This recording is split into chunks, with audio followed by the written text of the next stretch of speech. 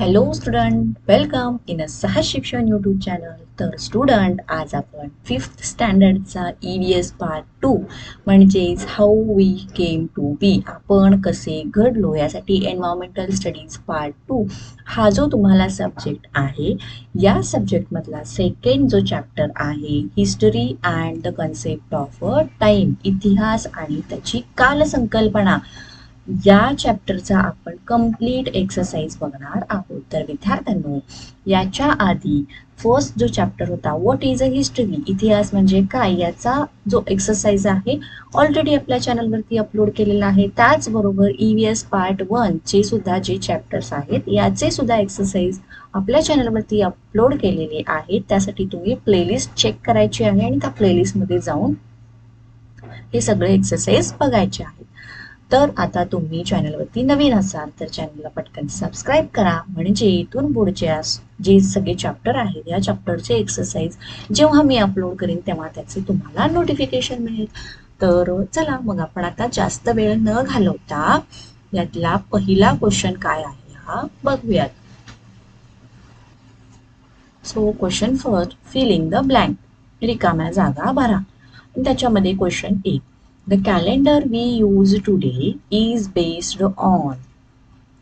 Okay, तर आपण जे कॅलेंडर यूज करतो त्याला आपण मराठीमध्ये दिनदर्शिका म्हणतो, ते कशाच्या बेसिसवरती आहे. So the answer, the calendar that we use today is based on the common era or Christian era. Next, B, the period before the common era is known as the time. तर इसवी सनापूर्वीच्या कालावधीला काय म्हटलं जातं?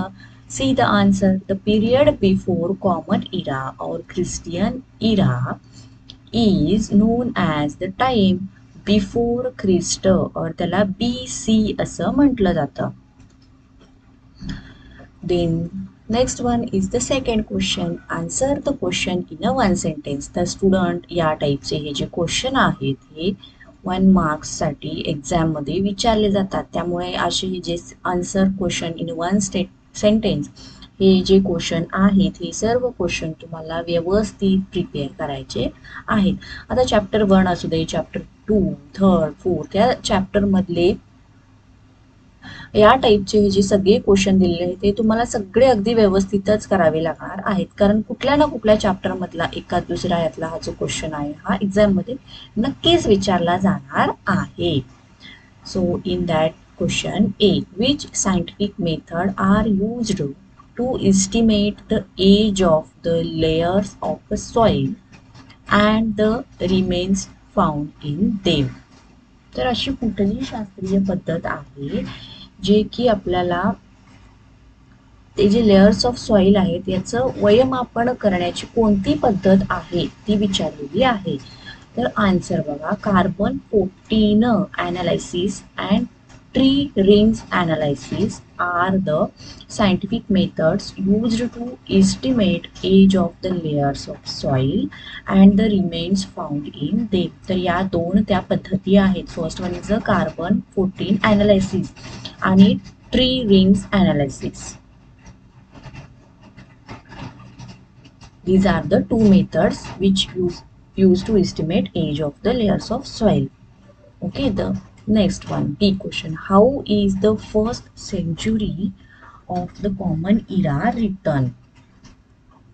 So the answer, the first century of the common era written as 1200 AD.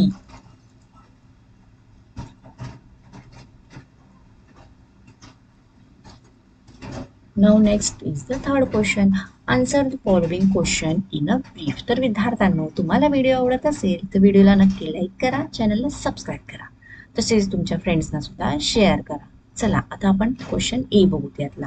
What is meant by the unilinear division of time? कालमापन म्हणजे काय असं विचारलं आहे. सो पॉइंट फर्स्ट, या ठिकाणी तुम्ही पॉइंट फर्स्ट, सेकंड, थर्ड असं देऊ शकता. 7 डे मेक्स अ वीक, 7 दिवसांचा एक आठवडा होतो. 2 weeks make a fortnight and 4 weeks make a month. तर 2 आठवडे म्हणजे काय असतं, एक पंधरावडा असतो. अँड 4 वीक्स म्हणजे 4 आठवडे म्हणजे काय असतो, एक महिना असतो. Then next second point, 12 months make a year, तर 12 महिने म्हणजे एक वर्ष असतं. 100 years make a century and 10 century makes a millennium. So this method of dividing the time is known as the unilinear division of time. तर याच पद्धतीला कालमापन असं म्हणतात.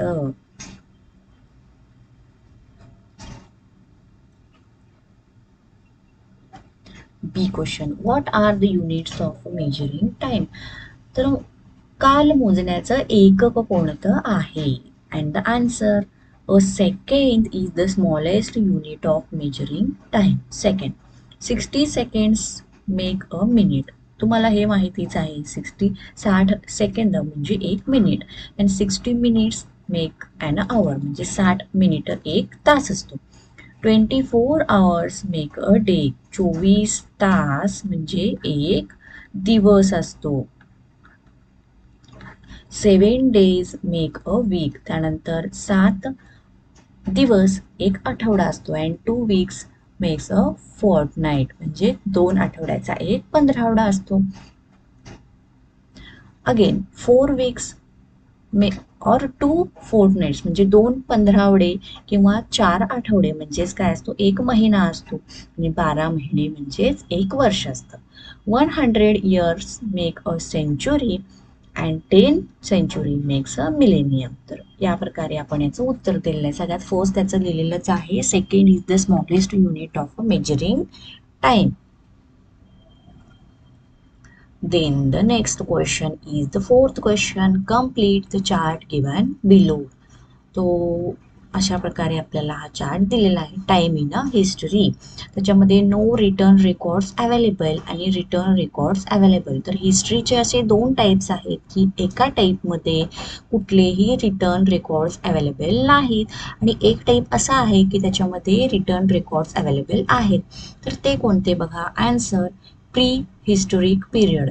तर ज्या टाईपमध्ये रेकॉर्ड्स कुठलेही अवेलेबल नाही त्याला प्री हिस्टोरिक पिरियड असं म्हटलं जातं. आणि ज्या टाईपमध्ये जे रेकॉर्ड्स आहेत, रिटर्न रेकॉर्ड्स आहेत, ते अवेलेबल आहेत त्याला हिस्टोरिक पिरियड असं म्हटलं जातं.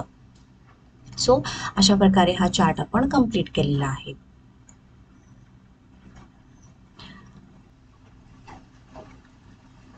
सो स्टुडंट, या क्वेश्चन बरोबर आपला हा जो एक्सरसाइज आहे हा कंप्लीट झाला आहे. तुम्हाला हा व्हिडिओ आवडला असेल तर व्हिडिओला लाईक करा, फ्रेंड्सना शेअर करा आणि चॅनलला सबस्क्राईब करा. Thank you, bye bye. भेटूयात नेक्स्ट एक्सरसाइज.